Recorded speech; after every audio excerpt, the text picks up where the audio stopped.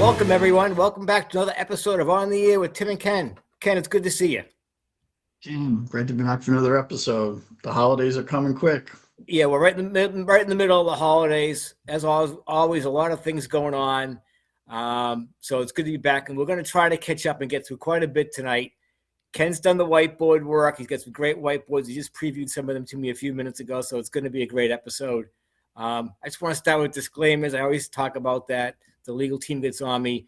Everyone, just relax. This is just for fun. Don't make a wager. Don't buy a sports franchise based on what we're saying. But if you do, invite us to your luxury box. Absolutely. And I just want to thank the viewers and subscribers. We've had some great feedback. Ken, I heard from Bob in Warwick, Rhode Island. Bob's been watching. He had some nice comments for us. So I just want to let you know that. And Bob, thanks for watching. Yeah, thanks, Bob, for watching. And we got some great feedback from Carol.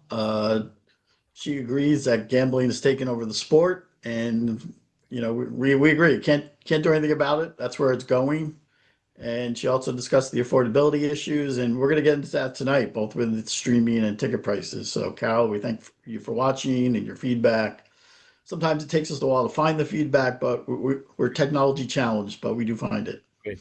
Yeah, thank you, Carol. And if you got a hot tip on a team or a racehorse or something, share it with us. Share it with us. We'd appreciate that.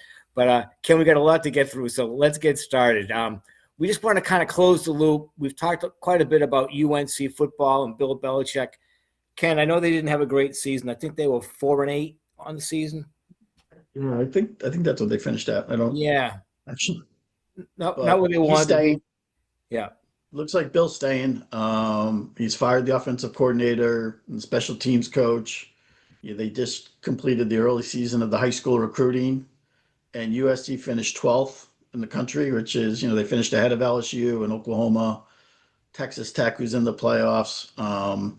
So, he hit the high school recruiting hard. We'll see what the transfer portal, that sometimes is a bigger deal right now. But the kids that he recruited in his first season didn't bail on him, so they stayed. He looks like he's staying. So we'll get ready for next season and great. See how it goes. Yeah, I wish everybody a lot of luck down there. And you had historically a great coach. Didn't get up to a great start. They were 4-8. I think home was 2-4. So if he stays the course, and like you said, he's done well on the recruiting. It looks like, or at least what it looks like on paper. So good luck to UNC and Coach Belichick. And we'll pick up in probably summertime in August. We'll get back on that. And we got another topic we'd like to check in on is Ken's friend LeBron James and the Lakers and what's going on with LeBron. Hey, look, the Lakers are 17-7. With LeBron, they're 6-2, and 11-5 without him. He's only played in a third of the games. Yeah. I know he was injured early on. Last time we were on the air, he was taken off due to injury management. So long season, 82 games. Yeah. He's, at the tail end of his career. They're probably doing the wise thing. They're playing well. Yeah. Their record's well. So, they're on, early on, they're doing well. So why rush him back into a full-time 40 minutes if you don't need him right now? You're going to need him later on. Right. And, look at trade deadlines in February. We'll see if anything changes between now and then. All right, good. And it's unfortunate if you're a fan and you go to one of these games home or away and you hope to see him and he's not playing that night. But they want to get him through the whole season and strong into the playoffs, like Ken said. So you got to kind of manage it that way. And they're looking for the best effort for the team. So it's probably the best way to manage it, especially if he does have injuries and so forth. Another NBA team, a little bit different story, the Brooklyn Nets. And we bring the Brooklyn Nets up not because they're a powerhouse team, but because of what the ownership said earlier on a podcast, I think right before the season, about that they could be playing for. Just the draft picks, just the lottery picks. I mean, so Ken, help me through the Brooklyn Nets and where they're at. It's my favorite story because it's so obscene. Really, the owner came out publicly, and those of you who watched our show before, we've been on this, and we're going to continue. We got some great stuff tonight on it, and he said he's playing for a draft pick early on, and when your team is going to get $475 million of NBA revenue, and you say that you're playing for a draft pick and you're charging tickets, and we're going to get into ticket prices in a couple minutes. about, what it costs to go to a Brooklyn Net game. And you're not even trying really to compete. So the Nets are currently 6-18. There are 7 teams that have won less than 30% of the games. And those teams combined are 38 and 135. I mean, these are NBA franchises with professional players that are getting $475 million each, roughly. There's plenty of resources there. Now, the Nets against the other 6 teams in that bottom 7, they're actually 4-1. I mean, somebody's got to win those games. You can't you can't lose them all. Right. And they're 2-17 against the rest of the league. So it really is embarrassing to the league. Yes. That you just got this big new TV contract with NBC, ESPN, and this is kind of the product you're putting out there. Yeah, it's tough. I mean, I don't know how anybody would support that. Ken, so we're going to dive a little deeper tonight. Their home record is I got to interrupt. Their home record is 2-10, 2-10 at home. I mean, it must be tough to go to if you're a fan and go to a game there. Well, I don't know why you would pay. I really honestly would, right? Like you have, and we're going to talk about ticket prices in about 30 seconds here. Why you would pay the money? Because even if you're paying to see somebody else's superstar come in, they're not guaranteed to play either. It's not like, the NFL where unless you got a broken leg, you're playing. LeBron is tired. He's not playing. So let's look at the Brooklyn Nets salaries first, okay? So the highest salaried team in the NBA is the Cleveland Cavaliers, and their payroll is $231 million. The average for the 30 teams is $190 million. Brooklyn is last. They're only spending $143 million on players. And it's not like they're a poor team. They're the 6th highest valuation team in the NBA at $5.6 billion. Wow. Now, some of that may be because they're not spending any money on players like the other teams are. But then you look what it costs to go to a game. Right. And I found I did this exercise last night. There's a game tonight as we're filming, and you could get tickets to a Milwaukee game, upper level $29, floor for $4,000. Say you want to go see Steph Curry play. Yeah. You hope he's playing when Golden State comes on December 29th. That's going to cost you $500. But you want to sit on the floor? That's $18,000 for one ticket. Insane. And you're not even guaranteed he's playing. Right. Look at the Laker games. The game, February 3rd. Is LeBron playing? We don't know. It's going to cost you $43,000 to sit on the floor. And LeBron maybe he's sitting on the bench next to you. You don't know. And we just picked, with the Nets interested in draft pick, Cooper Flagg, the number 1 pick in last year's draft. That's a bargain. That's only $12,000 to sit on the floor, $119 in the upper level. Wow. Unbelievable. It is, these ticket prices are crazy. Does the 43,000, does that include parking, a beer, and a popcorn? Do we know? Probably not. No, I think you got to pay for parking, I'm sure. It should include a limo to pick you up and to take you to the game. Right. But right. Just a couple of days ago in the New York Post, there's an article titled, "Nets Not Letting Tanking Distract Them from What They Can Control." They admit to it. They admit to it. Everybody knows it. And, I've called out the commissioner. Where are you? Right. Don't tell us how about you have league integrity. You investigate a player for shaving points, possibly, and you should. But you also got to investigate the owners that aren't even trying to win and really taking, $400 million plus. For what? Well, what? So. Yeah, we'll watch. I think it's embarrassing. See if the NBA comes out of the season on this thing. And, I'm not going to connect the dots with the FanDuel and how do you bet this stuff? But I'm not going to connect all that nonsense to this thing. But this story is going to go on. Like you said a few months ago, commissioner's got to come out, the league's got to come out at some point and change this sort of behavior. Whether you take away that lottery pick at some point, whatever you do, it's a farce. You can't win 30% of your games. Your pick goes to the end of the first round. Period. Great incentive. You've got $400 million. Figure it out. If you can't win 30%, 3 out of 10 games, move your pick to the end of the first round. It's simple. Yeah.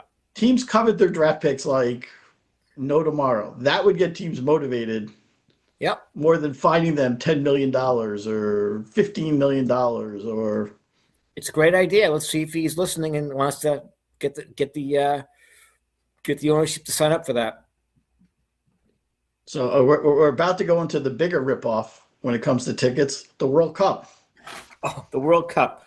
I have some info. Okay, the World Cup. They had that big extravaganza on TV. I didn't watch it. You watched some of it. I watched it. It was very lengthy, somewhat confusing, I guess. I'm just going to break it down real quick. The World Cup's coming up next year, 2026. So we'll get into it then. But all you have to know for now, it's holiday time. There's 48 teams. The United States. The United States is in Group D. Also in Group D is Australia, who's ranked 26th in the world. Paraguay is 39, and then one of 4 other teams that haven't been picked yet. These Slovakian teams.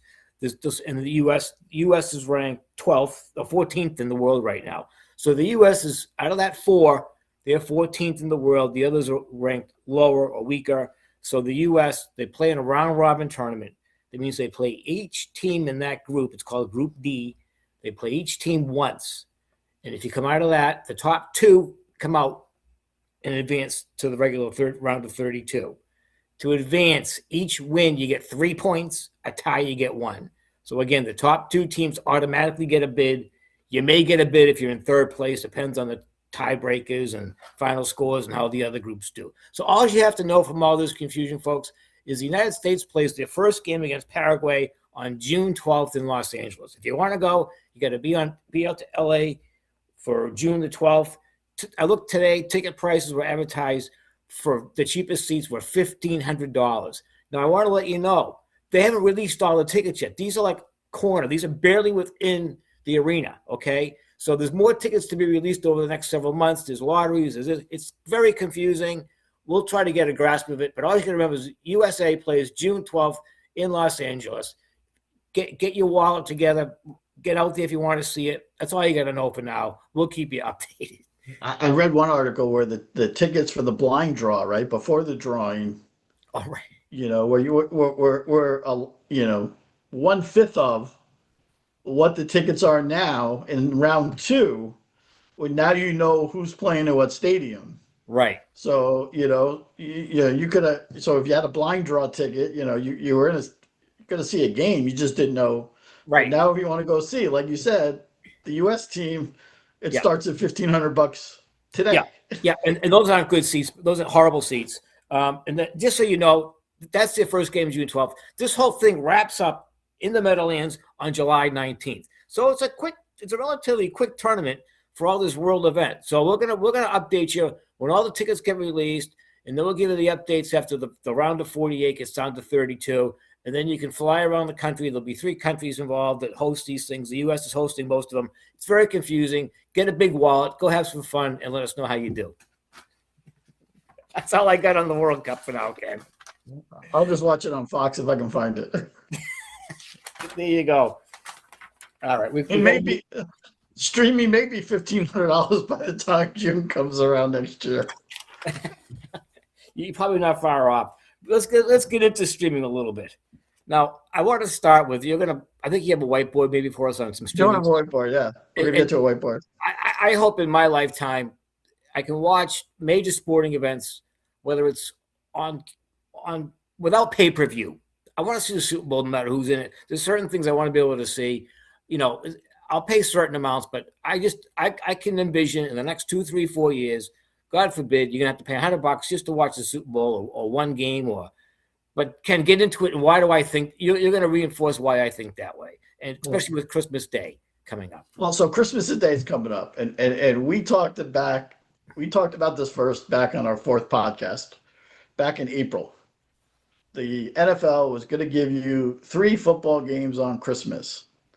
But unlike Thanksgiving, where they were on your network TV, you're going to have to pay for them. So if you're looking for a late Christmas gift, a Netflix gift card, if you're a football fan, may work, an Amazon gift card, because 2 of the games are on Netflix. One is on Amazon. Netflix is currently $17.99 a month, and Amazon is $14.99 a month. So if you're going to watch football on Christmas and you're going to watch 3 games, it's going to cost you $33. And there's even no guarantee that you're playing. So we've been talking about streaming and who's paying for all this stuff. And obviously, as it comes out, you all are. We are. Yeah. If we choose to watch it. And the costs just keep going up. And, we talked about this back in August. And the That costs looks good. Yep. today are as high as ever. There's no end in sight. And you can see the cost just since we talked about it back on podcast 14 in August. HBO Max went up $1.50 a month. Apple TV went up $3. Disney Plus went up $1. Hulu went up $2. And these aren't going away. These things are going to continue to increase. Yeah. ESPN has got to be struggling at $29.99 a month. I don't know ESPN or Fox One. I've never even heard of anybody paying for those things. It's going to continue to go up. They're going to try to rope you in with these 2-month specials for, half price, and then they're going to sneak an increase and hope you don't notice on your credit card that, there's a $3 bump somewhere. Yeah. So this is where sports is going. This is, they're trying to they need the cash. They promised, we've done it, pretty much since the beginning, the billions of dollars they have and the hundreds of millions of dollars they have paid for these sport league rights, for WWE, for UFC, and the cash it's real cash. Cash got to come someplace. They can only do so many commercials. Yeah. And people are cutting back. It's still tough out there. I think we all struggle in the grocery stores and like that. And obviously we're not here to get political, but you got to make choices where you're going to spend your money. And now they're fighting over your money. They try to offer you more, but they're hitting you with these bumps. So. And on a side note, we saw something we've seen in the last couple of weeks. These streaming packages are going to be changing dramatically as these companies get bought. And so there's a lot of maneuvering going on. Everyone's looking for a dance partner. They're trying to consolidate certain ones. Like Ken said, there's big money going on. There's going to be some winners and losers. But either way, folks, you and I are paying to watch this stuff going forward. That's the future of what I'll call TV. We're going to be paying pretty much a la carte or services. And, so never mind the technology that I clunk around with. I got a remote control here, which I can handle fine. But when you get into streaming, it's just not as simple as one or 2 clicks, at least not for me yet. I've tried it. I can get there, but man, oh man, it's not easy. So we'll see. I'm hoping you sign up and don't notice that they increase you $1 here, $2 there, $3 there. That's the smallest thing on your credit card, not the biggest, or on your bank card. So. Well, we'll see where it goes. It's not going in a great direction for the consumer, I don't think, but these bills have to get paid. So that's how it's going to get paid. Yeah. All right, let's move on. We're getting through quite a bit here, which is great. I think we're going to talk about some NCAA football and where things looked like in August and where they're heading. I thought it would be interesting to look at. We've done a lot on NCAA football and the coaches coaches who got fired. And so, we're going to spend 30 seconds on, I got a whiteboard on the NCAA top 10 teams that were back in August and how they finished up, the final top 10 teams before the playoffs. And, this is why people shouldn't bet. I want to hear from listen to them. So from people who do the futures betting and how they started the season, and tell us your story. Who'd you pick? Who was your dark horse, and how'd you do? Because this is reality. 2 of the top 10 teams get fired. Their coaches got fired. Yeah. Okay. So you had 5 make it. 5 didn't make it. Of the 5 that did make it, two were just on the outside looking in, and two coaches got fired. And look at Indiana; they So weren't even in the top 10. So that's yeah, why gambling's gambling, and that's why sports is sports. We don't know. see, we at least give you the disclaimer. So We don't know. We we tell we you don't up front we charge don't anything for know. that information. It's great. That's right. But that's a Right. good thing, because you hear about all these things in August, and then no one ever goes back and looks at it. What really happened, right? The weatherman doesn't come on and say, "Oh, I predicted 2 feet of snow." They just keep looking ahead. They never tell you what. They, no one ever looks back and does the autopsy. You don't want to be in the preseason top 10. There's nothing good that can happen. No, right. How are you going to improve on Right? that? You want to be Indiana. You're not in the top 10. You're finishing number one. That's right.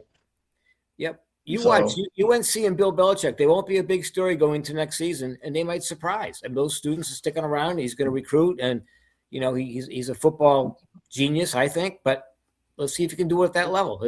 We'll see. we'll see how much he learned, and I think it's fascinating that he's coming back, and Yep. I'm excited for it. Yep, it should be fun. All right, we wanted to talk about. I don't know if you want to do the NCAA coaches. That's been a whole, swirling thing. Besides Brooklyn, Lane's my other favorite story. Lane Kiffin. Lane Kiffin, as we last filmed in the episode, he left Old Miss to go to LSU. Yeah. And, I want his agent as my agent. So Lane got himself a 7-year, $91 million contract. Now, if Old Miss wins the title this year, the team that he coached to the playoffs and then he abandoned, Left at the altar. LSU has to pay him $1 million. So, I mean, how does that work? So he walks away from LSU, and if they win, LSU owes him $1 million. Now, if 7 years and $91 million isn't enough, Right. he gets postseason bonuses. Well, I'm sorry, if you're getting 12 to 14 million a year, shouldn't the postseason be automatic? Yeah, isn't that expected? Isn't that? Yeah. Does he give the money back if he doesn't get there? Yeah, he gets $1 million if LSU wins the SEC, and $3 million if they win the NCAA championship. And here's a great one: if he wins the championship, he's got a clause in his contract that he can become the highest paid coach in college football. I want to. Who are the people who get paid to draft those contracts for the universities? I don't understand how that. It seems like negligence to me. I mean, or does we're going to get to the governor. We're going to get to the governor in a few minutes. Or does Lane Kiffin just say, "Great, I'm coming on board. Don't worry about the paperwork. I'll put it together."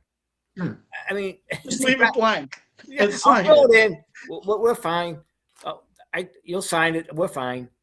So they also are paying his moving expenses and paying off his Mississippi home. Great. Because, for the $91 million, he couldn't afford to do that. Right. Housing costs are high. He's got a 7-year contract. He spent 6 years at Ole Miss. The next longest tenure of his career is 4 years. So yeah, I think we're pretty good at the 3.5 years at the over-under that he stays at LSU. Wow. Because he's got one job he spent 2 years at and one job he spent 1 year at. I think, and, at the time Lane signed, they were still paying the two prior coaches. That's right. So LSU was paying 3 coaches at one time. And the outraged governor of Louisiana, when they fired Brian Kelly and it owed him $50 million, he is elated. Lane is at LSU. It's going to be a great day when Lane Kiffin's on the sideline in Tiger Stadium. And all I can tell you is we got Greg Big, beautiful Lane coming to LSU now. He is representing the people and the taxpayer, as he told us when Brian Kelly got fired. Unbelievable. It's a different world. It's outrageous. This money is crazy. I mean, we've been doing this less than a year, and the money that is escalated just in the short time we've been doing this, it's insane. But there is one interesting scenario left. University of Michigan is no longer has a football coach. They fired him. Yep. We're not going to get into the reasons. You can read it about yourself. but there is a couple people that are speculating that if Alabama loses in the first round, that their head coach, Kalen DeBoer, may be interested in that Michigan job. And it is because he has ties to the Midwest, and it is widely believed that Lane covets the Alabama job. There you go. So This checkmate. would he quit LSU before coaching a game if the Alabama job became open? Unbelievable. We'll see. You start here first from Ken, so let's see what happens. Now, the other school, the other big school, Michigan State University. This is a nice story in a roundabout way. They received a huge, very generous donation. $410 million came in from a couple. Let me get you their name. It wasn't me. It wasn't Ken. I don't think. But they got $410 million donated to the school, with the caveat that out of the 410, I think 290 million of it, or something like that, has 390. 390. Oh, 390, almost all has to go to the athletic department. They want to elevate that game. Now, the athletic department is running at a loss every year. Recently, they attributed that to kind of what they have to do with the revenue sharing with the players. That didn't sneak up on a lot of people. That's been talked about for a long time. And when you have a budget of $200 million, I would just call that poor budgeting, as opposed to, hey, surprise, this came in after the season, now we got to pay retroactive. That's not what happened. But so in any event, they got a very generous donation. Let me get you the couple. They're not even alumni of that school. They just happen to have live there, and they aspire to do that, which is really nice. I make joke because of where the money's dedicated to go. So it's Greg and Don Williams. Greg made a lot of money, started a business, a legitimate business. At least he's giving back to a university. Let's hope they can manage that money properly within the athletic department. So remember, folks, these are universities and colleges. Let's hope the student athletes benefit by this. So let's hope that somehow, I know he's doing this for probably alumni appeal, but he made a lot of good points on this. He's trying to elevate the whole school. They have some needs, and get some money invested for future, and try to get other entrepreneurs on board to join him and do that, which is really fantastic. I mean, they're donating a lot of money. I hope it's used wisely. I hope it's not just used to pay coaches who are no longer there in 2 years. Speaking of that, they just fired their football coach and spent $33 million to get rid of him. Right. So hired a new coach for Christmas for $30 million. So right. This is the stuff that really, it irritates you. It really is irritating. And we're slowly running out of time. But yeah, of the 12 teams in the NCAA playoffs, 3 teams will have new coaches next year. Ole Miss, Tulane's coach is going to Florida, but he's staying for the tournament, and James Madison coach is going to UCLA, but he's staying for the playoffs. So 3 out of 12 making the playoffs are out of there, going to new schools. Yeah. Like Ole Miss plays Saturday, December 20th against Tulane. Nothing against Tulane, but Ole Miss, they left at the altar without their coach. I'm going to root for a team like that. Nothing against Tulane. I hope it's a great game, but this money is interrupting. Remember, these are student athletes. I understand they're making a lot of money, some of them, but remember, they're not professionals technically. It's still a university. Losing focus with these salaries because it's influencing with these coaches jumping around. They're hurting the athletic department. They're hurting these younger people, in my opinion. But that's just me. I think you're hurting the paying students. There's no way that the paying students aren't seeing their tuition go up because of this. There's just no way. No, it's reflected in there. It's going up, and you just can't write $20 and $30 million checks to people that aren't there. I have trouble when they are there. Never mind when they aren't there, but. In any event, but that's a different matter. But we love sports. We don't want to be Debbie Downer at Christmas time. No. We love sports. We encourage. We just wanted to bring a little bit of a flavor to it. We're not trying to be Grinch here. We wanted to continue. That's why we're so passionate. We don't want it to get ruined in all of this. We want sports to continue the way we can see them on TV for a reasonable price. Athletes should get paid. I'm thrilled that students are getting paid. They're really the ones that generate the income out of that. I'm happy about that. So maybe it's a learning curve for universities and so forth. And that's kind of my rant on that. We're slowly out of time. We do hope to get back to you one more time before Christmas. Yeah. But if we don't, remember, Football will cost you. On the Air with Tim and Ken Marathon will be free on Christmas Day. Share it with your family. That's right. If you like us, hit the like, get your family to subscribe, your friends, and you can also see us on X, Tim Ken Podcast. Thanks. So thanks, everybody. And we are going to pick up on Major League Baseball hot stove winter talks that are just winding down. We didn't have time for that. That's a great topic. We're going to get into some of that next time. Thanks, Ken. Thanks, everyone, for watching. Thanks, Tim. Thanks, everybody. Good night.